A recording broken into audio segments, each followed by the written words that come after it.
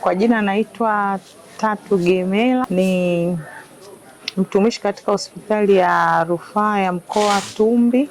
Tumekuja hapa kwa lengo la kutoa elimu na uhamasishaji kwenye juu ya damu salama. Kwa kweli tunashukuru kwa chuo kama Tasuba, tumeshakuja kama mara 5 sasa.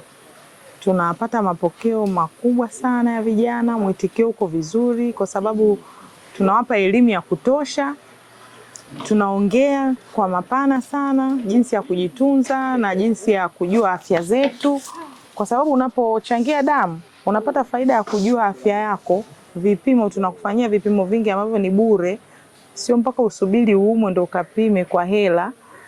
Kwa hiyo tunashukuru kwa mwitikio, ni mzuri sana.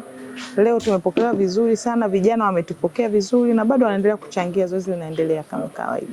Kwa majina naitwa Abdulmalik Athmani Saidi. Mimi nasoma chuo cha Tasuba mwaka wa kwanza semester ya pili.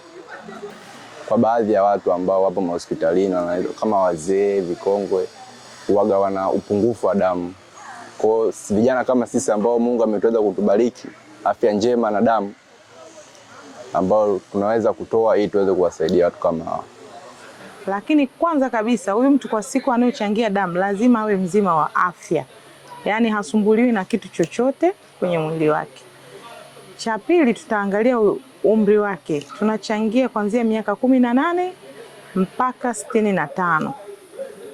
Lakini pia tutaangalia uzito wake. Tunaanzia kilo 50 na kuendelea. Wazee wale inabidi tuwasaidie, wagonjwa wengine hawajiwezi.